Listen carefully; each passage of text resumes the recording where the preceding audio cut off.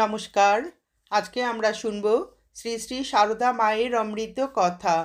শ্রী শ্রী মায়ের জীবনে ঘটে যাওয়া মায়ের ভক্ত সন্তানদের নিয়ে বিভিন্ন ঘটনার কথা আমরা এখানে শুনব।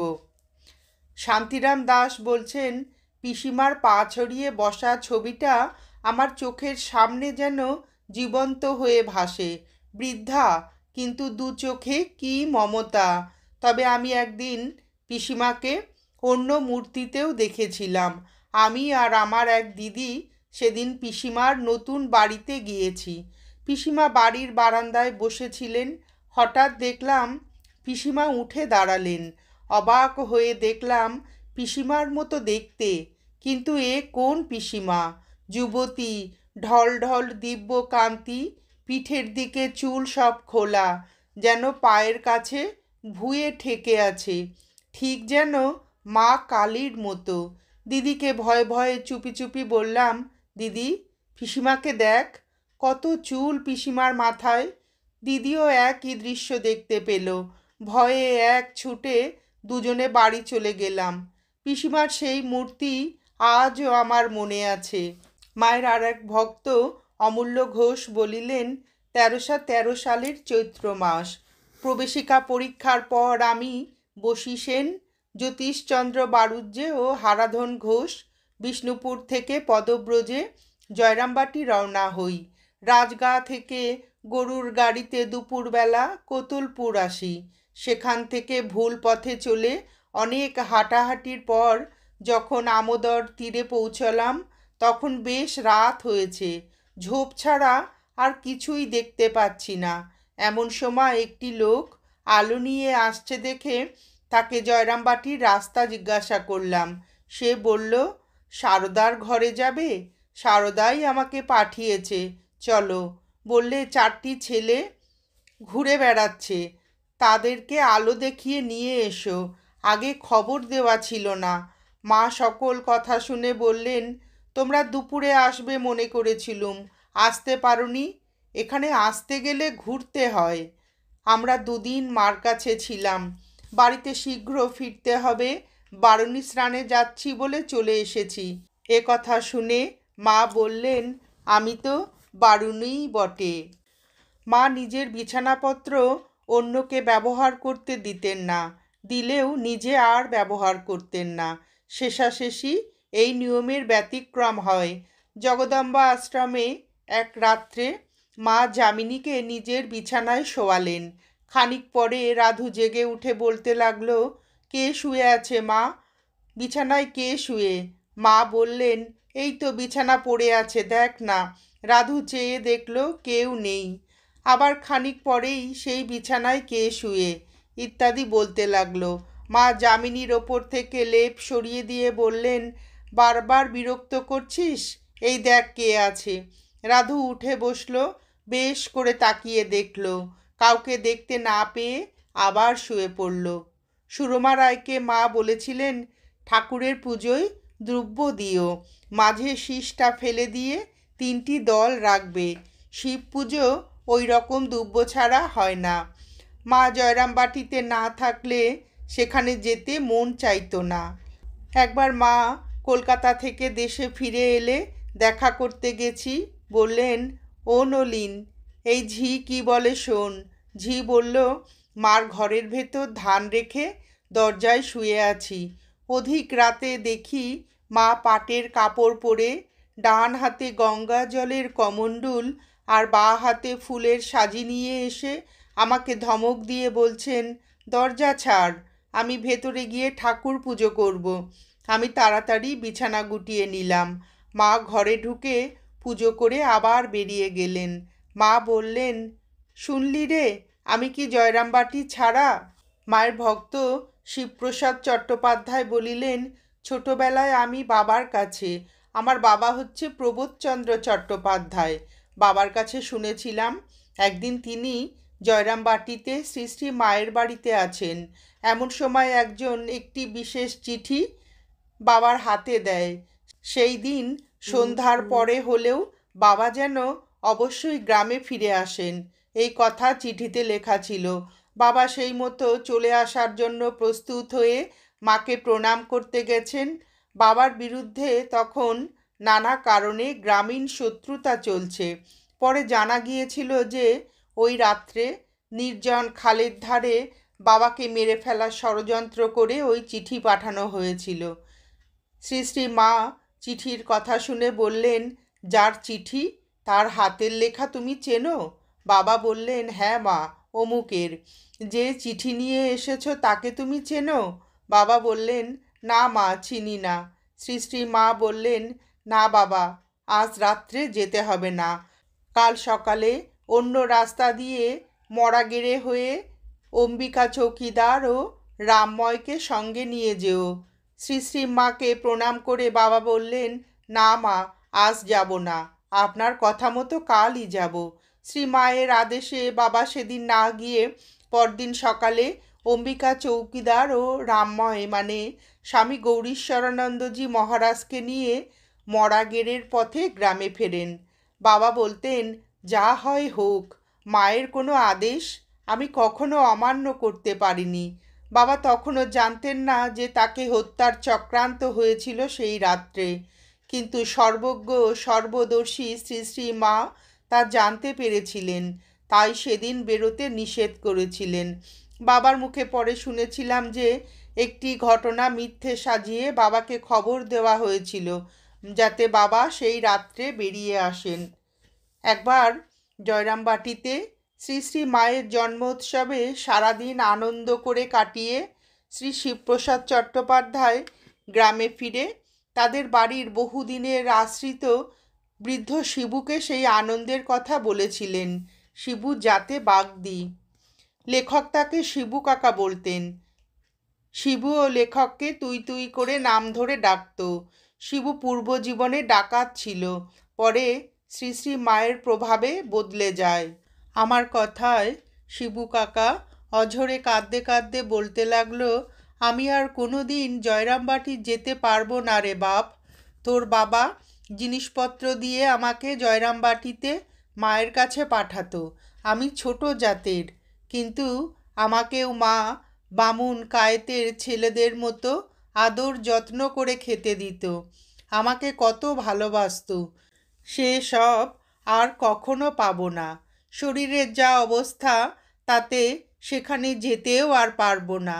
জানিস, একদিন মায়ের কাছে গিয়েছি, মা তখন স্নান করতে যাচ্ছেন। মা বলল, শিবু বস, আমি আসছি।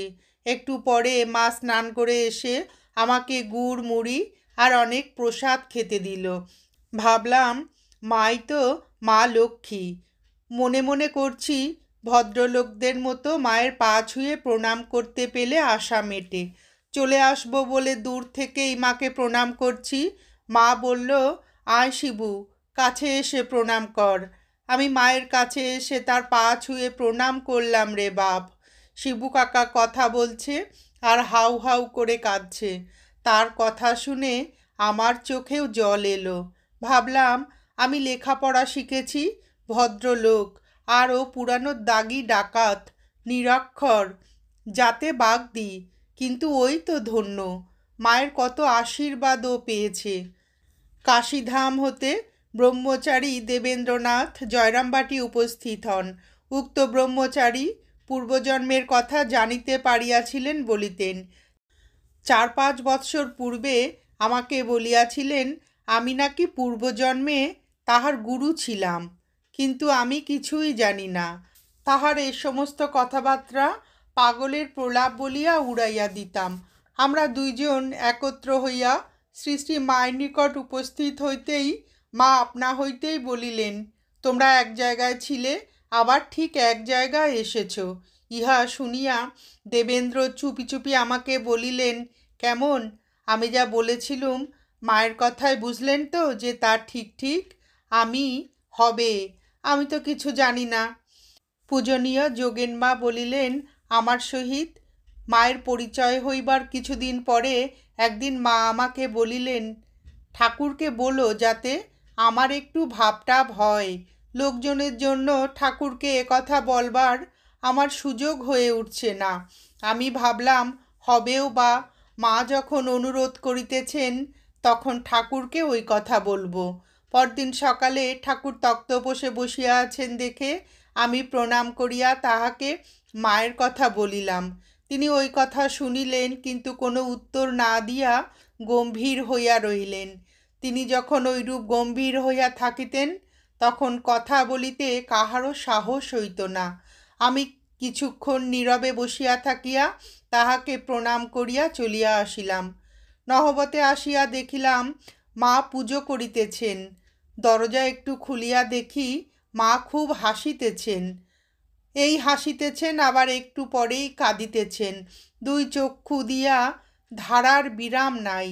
কতক্ষণ এইভাবে থাকিয়া ক্রমে স্থির হইয়া গেলেন, একেবারে সমাধিস্থা। আমি ইহা দেখিয়া দরজা বন্ধ করিয়া চলিয়া আসিলাম। অনেকক্ষণ পর পুনরায় যাইতে মা বলিলেন, ঠাকুরের কাছ থেকে এই এলে? আমি তখন বলিলাম, তবে মা, তোমার নাকি ভাব হয় না? মা তখন লজ্জা পাইয়া হাসিতে লাগিলেন। ঠাকুরের ভক্ত পূর্ণবাবুর খুব অসুখ, বাঁচিবার আশা নাই। তাহার মা আসিয়াছেন। তাহাকে আসিতে দেখিয়া মা বলিলেন, ওই আসছে, কি রোজ রোজ এসে আমাকে বিরক্ত করে। মা, আশীর্বাদ করো, পূর্ণকে ভালো করে দাও। জানি তো পূর্ণ বাঁচবে না, তবু ওদের ভোলাবার জন্য বলতে হয়, ভালো হবে। পূর্ণবাবুর মা মাকে প্রণাম করিয়া বলিলেন, মা, তোমার ছেলেকে ভালো করে দাও, এবং কাঁদিতে লাগিলেন। মা বলিলেন, আমি কি করব মা? ঠাকুরকে জানাও, উনি ভালো করে দেবেন। পূর্ণবাবুর মা বলিলেন, তোমরা তো ইচ্ছা করলেই পারো মা। মা বললেন, আমি তো ঠাকুরকে জানাই। পরে মা আমাদিগকে বলিলেন, ঠাকুর বলেছিলেন ওর বিয়ে দিলে বেশি দিন বাঁচবে না। সে তখন শুনলে না, তাড়াতাড়ি ছেলের বিয়ে দিয়ে দিলে, সন্ন্যাসী হয়ে যাবে বলে। কিছুদিন পরে একদিন সন্ধ্যা আরতির পর মা, যোগেন মা প্রভৃতি শুইয়া আছেন। মার একটু তন্দ্রা মতো আসিয়াছে। হঠাৎ তিনি বলিয়া উঠিলেন, পূর্ণ মারা গেল নাকি যোগেন? যোগেন মা এই প্রশ্নে আশ্চর্যান্বিতা হইয়া জিজ্ঞাসা করিলেন, তোমাকে কে বলল মা? মা বলিলেন, আমি ঘুমোচ্ছি, হঠাৎ শুনতে পেলুম কে বলল পূর্ণ মারা গেল। যোগেন মা তখন বলিলেন, হ্যাঁ মা, আজ বিকেলে এই সর্বনাশ হয়ে গেছে। তোমাকে শোনায়নি মা। সেই রাত্রিতে মা কেবল পূর্ণবাবুর কথাই বলিতে লাগিলেন ও তাহার জন্য দুঃখ করিতে লাগিলেন। মায়ের গৃহীভক্ত শ্রীমতী ক্ষীরোদবালা রায় বলিলেন, আমার মেজদার গুরুতর অসুখ হইয়াছে। চিকিৎসার জন্য তিনি কলিকাতা আসিয়াছেন। ডাক্তার সর্বাধিকারী অপারেশন করিবেন। আমাদের পরিবারের সকলেই কলিকাতা আসিয়াছেন। শুনিলাম এই অপারেশনে রোগী বাঁচিবে কি মরিবে ডাক্তাররাই বলতে পারেন না। আমি মায়ের কাছে মেজদাকে লইয়া গেলাম। সেদিন রবিবার। বিকালে ছেলেরা প্রণাম করিতে আসেন। যাওয়ার পথে মেজদা এক ছড়া ফুলের মালা মায়ের পায়ে দেবার জন্য লইয়া গিয়াছেন। সেই মালা আমি দেখি নাই। সেখানে যাইয়া ভাবিতে লাগিলাম, এত লোকের সঙ্গে মাকে প্রণাম করিবেন, আমি কাছেও থাকিতে পারিব না। মা কি তাহাকে লক্ষ্য করিবেন? যাহা হোক, যখন প্রণামের সময় হইল, আমরা এক ঘরে বন্ধ হইয়া গেলাম। প্রণাম শেষ হইয়া গেলে মা আমাকে ও রাধুকে ডাকিলেন। অনেকগুলি ফুল ও মালা সরাইয়া রজনীগন্ধার একটি মালা রাধুর হাতে দিয়া বলিলেন, ইহা বৌমার ভাই আমাকে দিয়েছে। বলিলেন, আমি তোমার ভাইকে দেখেছি। আমি অবাক হয়ে গেলাম। আর কোনোদিন মেজদা এখানে আসেন নেই। ভাবিতে লাগিলাম, রজনীগন্ধার মালাই তিনি আনিয়াছিলেন কিনা। মাকে বলিলাম, মা, এরই জন্য সংসারে থাকতে ইচ্ছা নেই। এদের কাছ থেকে দূরে থাকবার জন্য তোমার কাছে এত কেঁদেছিলাম। যদি তিনি মরে যান, তাহলেও সব আমাকেই ভুগতে হবে। মা, সংসারীদের মধ্যে রয়েছি বলেই তো তোমার পদতল থেকেও আর বাঁচতে পারি না। এখন কি হবে, কি করব বলো? মা বলিলেন, তোমার ভাই এই অপারেশনে যদি নাও মরে, একদিন তো মরবে, আর বেঁচে থাকলেই বা তোমার কি উপকার হবে? সেজন্য এত ভাবনা কেন? ভাবিলাম, বুঝি এবার মেজদা রক্ষা পাইবেনই না। তখন মা বলিলেন, ভয় নেই, ঠাকুর আছেন। যে ঘরে অপারেশন হবে সেই ঘরে ঠাকুরের একখানা ফটো রেখে দিও, তিনি রক্ষা করবেন। ইহা শুনিয়াই বাসায় আসিয়া সকলের নিকট বলিলাম। সকলেই বলিতে লাগিলেন, আর ভয় নেই, জীবন্ত কালই ছুঁয়ে এসেছে, ভয়ের কোনো কারণ নেই। সেই অপারেশন একটা বিরাট ব্যাপার, যথা সময়ে ইহা হইয়া গেল, ঠাকুরের ফটোও রাখা হইল। মায়ের কৃপায় মেজদা সুস্থ হইয়া দেশে আসিলেন। আমার কাকা বরদা ইহারা কালী দর্শনের কথা বলায় এইরূপ মত প্রকাশ করেন যে কালী শ্রী শ্রী ঠাকুর নিজে পুজো করিয়াছিলেন, সেই কালী আমরা তার পা দর্শন করেছি, আমাদের আর কোথাও যেতে হবে না। নমস্কার, আজ এ পর্যন্তই। শ্রী শ্রী মায়ের জীবনের বিভিন্ন অলৌকিক ঘটনা এবং শ্রী মায়ের এই অন্তর্যামিত্বের কথা শুনে আপনাদের ভিডিওটি কেমন লাগলো জানাবেন। শ্রী শ্রী ঠাকুর, শ্রীমা ও স্বামীজির অফুরন্ত আশীর্বাদ ও ভালোবাসা আমাদের সকলের মাথার ওপর অঝোর ধারায় বর্ষিত হোক, এই প্রার্থনা করে ভিডিওটি শেষ করছি।